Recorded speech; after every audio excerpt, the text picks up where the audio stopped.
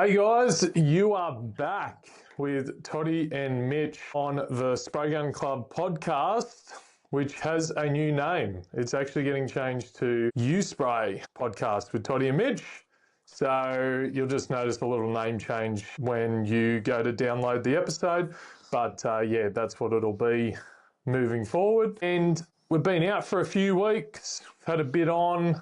We've finally got a chance to get in and record some episodes in the lab, and yeah, we're just going to do a bit of a recap of what's been going on lately. One of the main things is we were at the MPA Trade Expo up at Acacia Ridge a couple of weeks back, which also coincided with Origin 2, where everyone knows Queensland got up. Unfortunately, it was a cracker of a game. New South Wales obviously couldn't kick a goal to save themselves, but hey, everyone loves a decider. It'll be even more sweeter when New South Wales flog Queensland on Wednesday. So that's exciting. Stay tuned for that. And yeah, so we're up at the Trade Expo.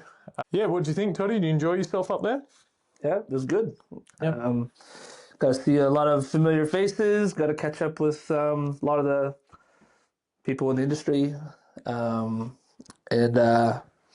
Yeah, typical event, kind of hit and miss when you have those sort of expos, whether or not people come or don't. But Yep.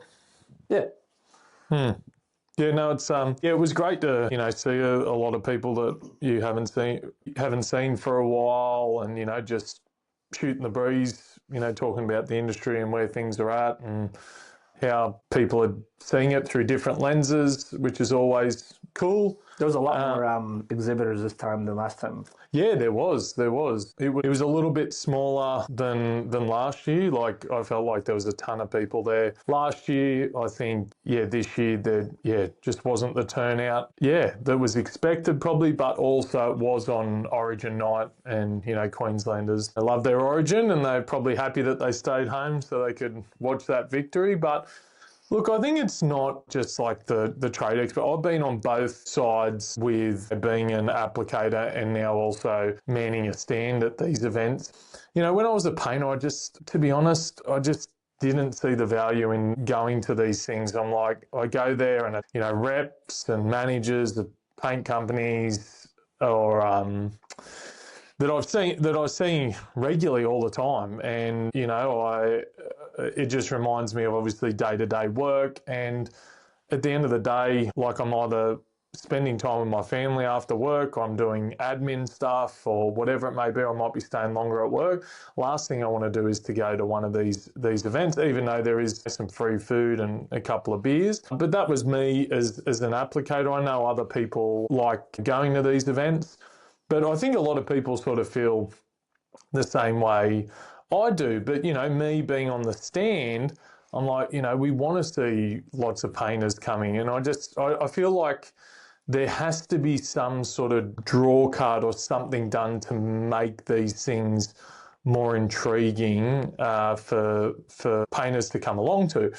And look, I think, MPA did obviously a great job. They're putting food on, a few beers, and, they're running the raffle. You have to be there on the night to get an award. And that was great that they honoured that with being able to, if someone wasn't there, then they redrawed it. So yeah, that was good. But, still these things aren't enough to get people along. And I don't know what it is that needs to be considered for these events, but needs to be something sort of unique. Is it some form of training demo, or is it, a special guest speaker, or is it just some sort of deal, like mega deal, that you can just get at these events? There needs to be something to entice people along to it. I don't know what it is, but yeah, and we're not alone in this as well. Like, you look at,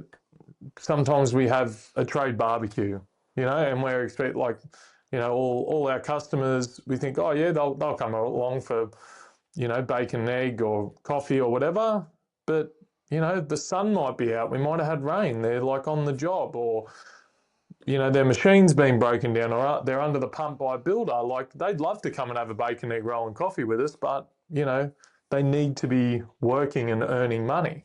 So yeah, I don't know. It's it's with a lot of trade days and expos that I find they're very hit and miss. Like, what's your take on it? Like, you've seen it from, being at Dulux, being at Wagner, like what's your take on it? I think there needs to be a shift in, you know, what these values are, or what the value is behind these trade events. It's funny. I'll just give you an example. Actually, I was just thinking about. So when I started working for Dulux, we had 3 or 4 trade events in the first year that I was there. When I was at Browns Plains, within every one got progressively better to where we did the last one that I did when I was in the shop. We did just under 100 grand in spray sales in one event. So it was like 99,000 or something crazy. Awesome. But like what we did for me, I've never gone into these events seeing them as a selling exercise. For me, it's a value add. It's a thank you for the customers, which was highlighted at the expo. Was you'd go the Master Painters Expos, you'd go around, talk to certain people that see value in it. Typically, they own the business, or they're more entrepreneurial, I guess, in attitude. Then you go to others, and there's like, oh, such a waste of time. Another one of these. It's like if you don't think it's a waste of time, then how's a painter not gonna think it's a waste of time? Yeah, because you're not going to push to try to get people along because it's like it's just ticking a box. My thing. But what I found was as the Dulux, because straight away everyone's like, oh, we got to get on this. So they started making it this national thing, and everyone starts competing on this and that, and it just once it become a bit more corporate, it become a box ticking exercise, and it went from something that was exciting. We had awesome prizes and awesome training opportunities and whatnot. But once that kind of lost the value add there, because it become more of a exercise versus a something that adds value to the customer. And so yeah, so that's something that I would definitely, if I was to make some changes, like you said, we'd make it more a social event, more something that would provide value to their business, help their business grow, more networking, like you said, guest speaker, someone coming in, training you how to improve your business, so that I feel like I'm actually getting something that benefits me when I go to this event. Like the last thing I want to do is go in there and feel like they're at work. Feel like they're going to be sold something, unless it was an offer that they can't get any other time. One of my biggest pet peeves when I was at Dulux was, we have this crazy deal, you got to be there to get it, blah, blah, blah. Then the next day they just ring up, can I get it? And the rep's like, yeah, of course. Yeah. So it's like, why? So there needs to be some sort of, metrics or something that prevents that, so that these guys don't, they feel like they have to come to get it. And if they don't, they miss out, and yeah, there's definitely things that can be done differently that would make it better, I would say. Obviously they're hit and miss. State of origin was a bad idea. If anything, they could have made it part of the event and maybe had it on a big screen in the background. But yeah. Yeah, how I see it. Yeah, well, I mean, it just goes in from, and we probably hear it at a ground level a lot, but being a painter and stuff, as I said, like things, a lot of people are feeling the pinch out there. Like we've had a shitload of bad weather, you know what I mean, in like Brisbane and down in Newcastle and New South Wales. Days of good sun are coming at a premium at the moment. I just think that factoring all that in is they need to be working, and when they're not working, they want to be just chilling out and not thinking about work, so it plays in sort of to that downtime of thing. Like every hour or every day is important to be at work, and every hour outside of that is family time. Yeah. Do you know what I mean? It's hard. Like if you hold it during the day, people want to work. You hold it in the evening and people want to be at home. That's another good point though. Like you could, to bring more value to this event, turn it into a family event. Have a jumping castle for the kids, have something for the missus, and so it's a bit of a more relaxed environment where you can bring your family, and it's kind of a, my kids are sorted, the missus is sorted, I can relax in this environment, which is, sometimes you go home and it's, I gotta get dinner ready, I gotta do this, gotta do that. Yeah. So there's a lot of things they can do to sort of make it better. And that's a great idea. And I mean, the other thing is as well, you've been at work all day, then you come home and you're like, hey, hun, I'm heading to the trade expo.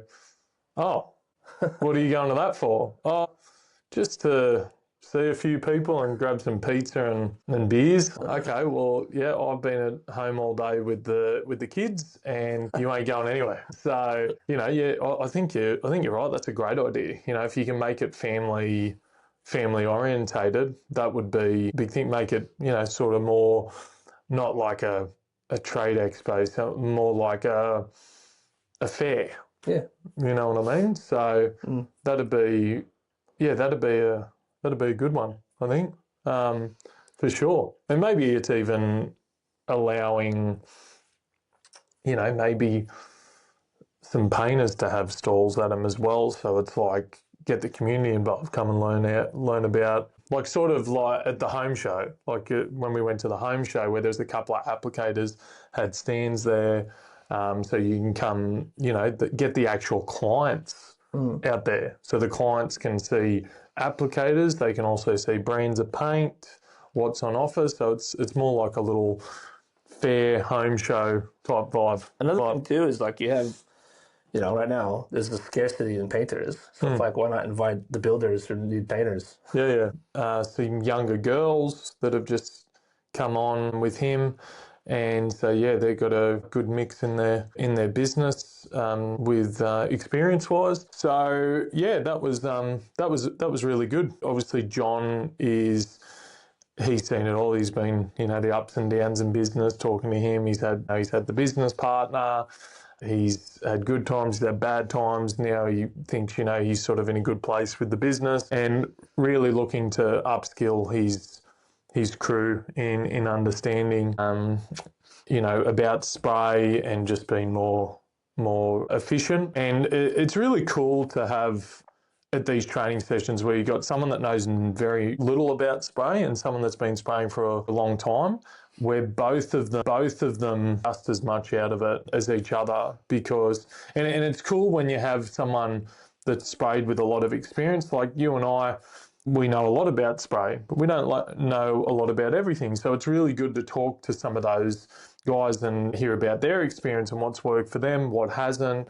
And just shooting the breeze about those type of things. And I love at our training as well when some of the older, more experienced guys, or even the boss, John in this instance, actually get involved and trying to help the less experienced members of their team about how to do things. And yeah, I really love that about that training, because sometimes you get people that just stand back and just go, you just teach them, but you can tell they're actively involved in their growth as a painter and a sprayer, and they're going to continue to do that when they get back on site, because it's all well and good to come to the training session, but if you don't actually practice those things and do them regularly, then you forget them pretty quickly. Surely it's got to have a positive effect on the morale of the business too, because you feel like your boss is investing in you, and because it's not a cheap investment to bring the guys into training, but it's definitely from a morale perspective. Oh, this guy's looking out for me, sort of stuff that kind of builds loyalty, I find. But one of the things I do like as well is like, man, you watch this. I love doing training. Sometimes there's so much going on, you kind of lose sight of some stuff. But when you go to training, you just realize why we're doing what we're doing. And it's just crazy to me because you get these new apprentices that have never used a spray gun in their life. It doesn't take long. And just watching them go from, within a matter of minutes, going from knowing nothing to pretty confident on a gun is pretty awesome. Yeah, and in here too, like I think owners of a business are like, this is awesome. These guys can spray in here and fuck up anything in here. It's not my problem.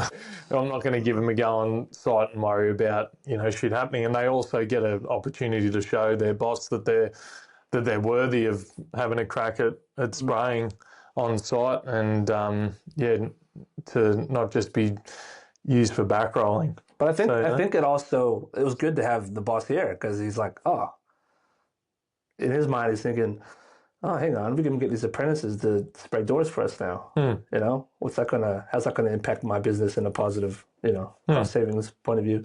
Yeah. It's just crazy because even John even said it. No, we can get you off of doing this and get you to start spraying. And it's awesome. I love watching that. Yeah. No, it is good. Yeah, so that was great. We've got a lot of booked in training coming up. We've obviously got our training that we set every quarter, but we're actually getting a lot of people reaching out and booking in just to get their team booked in and saying, this is what we do, and then we can sort of cater it to what they need as well. And we had a guy reach out last week that we're going to actually go to his warehouse and do some training with their guys on site. So that'll be pretty cool. So we are mobile. We can come to you if you have some space to be able to do the training. So we just don't have our one-off training. If you're interested in training, reach out through socials 1300 U-Spray or through our website www.thespraygunclub.com.au. We can help you out.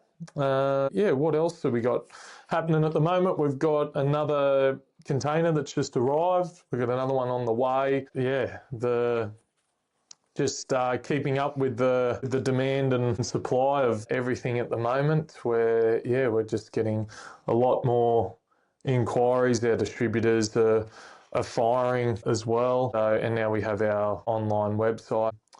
It's all going well. So we've got a lot more machines in stock at the moment, and we have a couple of new machines that will be arriving shortly. So get excited. It's not an ultra, and it's not a backpack, unfortunately. But but there's a couple of things on their way.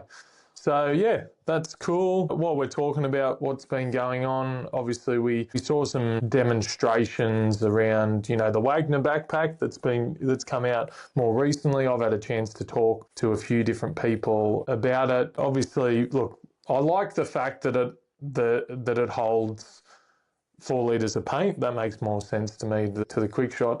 Now, I do have an unpopular opinion when it comes to the Quickshot and the backpack. I think marketing, it's great. I think that's how they sell a lot of them, which is good. But practicality wise, to me, it doesn't make much sense. Guys say I love doing it for cornice, and I love getting it out to do just a fence or a garage door. And I'm like, I get it. And look, at the end of the day, if you're happy to use it, then use it. It's about you, what works for your business, what you're happy to use.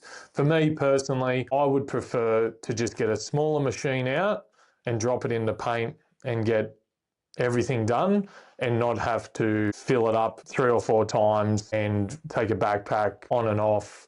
But that's just me personally. Obviously, with the Wagner backpack, having a go at it is a little bit sensitive if you're not standing upright. If you're leant over, then it won't spray. So that's a bit of a pain point there, because I feel like unless you got perfect squatting technique, then you're going to be leaning over when you're spraying stuff, or you're going to be leaning back. But time will tell. It needs more time in the market to see how people use it and what they think. But what's your thoughts around the Quickshot, and obviously the Quickshot's been out for a while, but the backpack? Yeah, definitely. It's definitely more portable than, say, the Quickshot, for example, because filling it up all the time is inconvenient. Quickshot's great if you got lots of colors to do, or a really small job. I think the backpack's more suitable for more jobs. I would use it in a area where access is hard. Mm-hmm. Like you can't get in there with the machine, or you can't get up there with the machine. Yep. You're up and down a ladder all the time, or scaffolding where cords and stuff can get tangled up. Like that seems handy for me. But you talk to a few of these guys that use them, and they don't actually wear it as a backpack. They just carry it around everywhere they go because of the whole scenario where if you lean too far forward, it stops sucking, or you can wear it, I guess, if you bend that far forward. Yeah. But definitely see some value in it from a portability point of view, and especially when you're like a big commercial place where you got to hire access equipment all the time because you just don't have a choice. Yep. So if you can, minimize some of that cost by having that, but one of the things, time will tell how long the backpacks will last. I haven't heard anything negative about them yet, but from the Quickshot point of view, they have some, it's kind of common that the pumps go young or the solenoids wear out young. So people ask me all the time, do you think it's worth it? And I'll say to them, if you can make the money back on the first job, sweet. Yep. The problem is a lot of these guys use them once for a small job, put it away for 2-3 months or 4 months, and then go back to get it, and the packings or the pistons seize and they fail. And unfortunately it's a wear part, so it's not covered under warranty. You find the guys who use them regularly, they tend to last a really long time. Yep. Because of that. So yeah, I could definitely see some value in the right circumstances for both of them. But I'm with you with the whole, spraying cornice. If it's a small house, a couple liters is sweet. But if it's any more than a couple liters, which is usually the case, filling that up all the time is going to be, annoying. Yes. Especially if you only got 15-liter drums. Yeah. And speaking about like innovation and stuff like that, I was just thinking, what do you reckon has been over your time in spray? What do you think the best innovation or advancement has been in like a particular product or technology, and what's been the worst? So one of the biggest learning curves, the biggest eye openers for me is how, there's a lot of money that can be saved from a business point of view if you just go to the guys that are hands-on and get their opinion, because there's certain things that you would not have done had you have done that, but I think the amount of times painters go, oh, they changed the formula on us, now I hate it. It's like, well, so all those guys are gone now. But I think if I had to pick something that's been the most revolutionary from a spray perspective, probably the low pressure tips, HA tips. Yep, I agree. That was definitely, that's enabled a lot more opportunity to spray in areas where, repaints and stuff we traditionally wouldn't because of the overspray. Yep. It's enabled a lot of people who may not be as, coordinated, learn and to develop, because it's way more user friendly, way less, greater experience when you're starting out. Yeah, that's probably the biggest one. Outside that, most of the stuff that comes out is just marketing, like as you said, like Bluetooth. Like no one uses Bluetooth. Most guys don't even realize it's on there or have never used it. It's cool, I guess, but it doesn't really. It's not. Does that mean it's worth paying an extra $1,000? Maybe not. It's not going to make me more money. Yeah, that's exactly. Maybe if it had a built-in radio, I get around it. Yeah, I think what I begin to realize more and more is, does this make me make more money or does this cost me more money? And traditionally, you see things like, in Graco's scenario, new motors that are quiet, great. Is it worth paying extra money? Maybe, I don't know. How are the warranties? The warranties, products are changing, warranties are going down. And support's going down. You go from having multiple reps to one or no reps. And so it's like, does that actually benefit my business? It's like, maybe not. I don't know. We're trying to go down this route of, revolutionizing the experience because, it's all well and good having authorized service agents, but if I have to take my machine hours away to get it sorted, it's annoying. It's extremely costly to the business. So we're actually trying to find ways that have nothing to do with the machine, really, to save the guys money and help them make more money, And for some reason, there's no real effort made by these guys to solve those issues. They're just inventing new, modern bells and whistles that don't really provide any value other than, there'd be very few markets where it actually provide any benefit. Like on the Wagner's case, they got an auto oiler, great, but is that worth an extra $1,000? Maybe not. The amount of oil we see in some of those Wagner machines, it's just like pump. Yeah, but it's like great. There's nothing wrong with it. It's just a matter of, but it goes back to, does that make me more money or save me money? Maybe not. Well, that's the thing that gets me at the moment is the new XT machines, right? Quiet as hell. The motor's so much better than the previous one. But why, if that's the case, then why prior 21 that it was a lifetime warranty on the motors, right? And what's the XTs? I don't know. I think it's a 1 year or 3, like most 3 years. Yeah. I can't seem to find anything that says that. Yeah. 12 months. Yeah. But it's definitely not a lifetime warranty. Nah. So if the motor's better and the pump's better, then why is there not still a lifetime warranty on the motor? And why is there no warranty on the pump? Now, the only thing I can get is, like a lot of things these days, is that, you know, once it goes, you buy a new one. You know, once it goes, you don't get it replaced for free. You have to pay for a new pump. Yeah. It's crazy to me, man, how many people come into the shop. And I know there'll be people that this annoys. But they come in, Tony, I just brought this into this whatever service center, and they're telling me, you know, I got to replace the motor. It's got rotor lock. It's going to cost this much. Anything you can do about it? And I have a look at the serial number. Bro, that's still under warranty. And they're like, no, they told me it's not. I was like, bro, print off the document. Here you go. Take this back. And they actually come to us to buy a machine. Yeah. And it's like, I could easily sell them a machine. But it's like, no, bro, don't take it back. They know this too. This is the thing that annoys me. It's like they know better. Yeah. But it doesn't. You know, there's no money in doing 2 hours worth of labor for a couple $100. Yeah. All the paperwork. I get it, but it's like it doesn't matter. You signed up for it. Yeah, that's exactly right. Time. We had one just yesterday from Toowoomba. That's the hint. Anyways, he came in and he rang the store that he bought it from and said, "Hey, I got this Wagner. He was having some electrical issues because he called me and said, bro, I'm not a Wagner agent, but that should be under warranty, so hit the guys up. He didn't sign up to be extended to 5 years. It's like in Australia, if they offer it for free, whether you sign up or not, you're still entitled to it.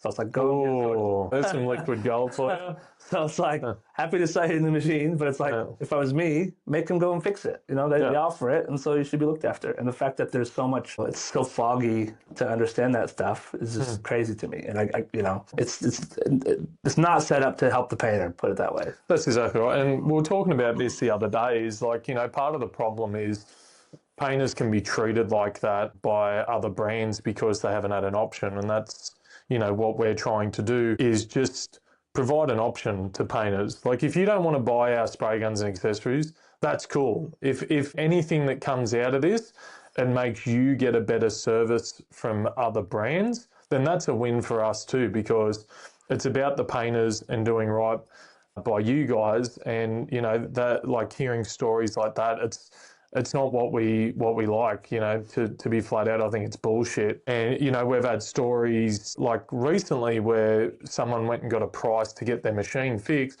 They were told it needs new prime spray valve, new pump, new suction, new hose. You know, it's going to cost, I think it was like $2,800 to repair this Wagner 3.21, I think it was. And they're like, if you're going to spend that much money, you might as well just buy a machine. So here's the quote for a new machine. Come over, I fixed it for $900. Yeah. And they're like, and they didn't actually tell me how much they were quoted till after they'd done it, because they wanted to see how much I quoted them.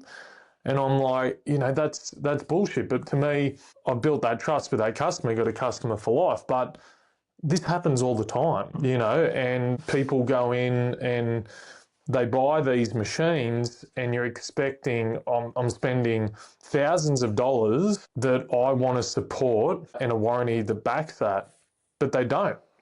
So it's like, you know, get better warranties, get better after sales support, or, you know, just keep putting up with it. Stop whinging. And I had this conversation with a guy probably, it was a few weeks ago. He said, asked me about the machines and talking about the machines. I said, bro, look, whatever if you want to buy one of ours, cool. If you want to get a Graco, that's cool as well. So he goes and buys the Graco and he had an issue with it, right? And he's rang me and I said, I can't help you.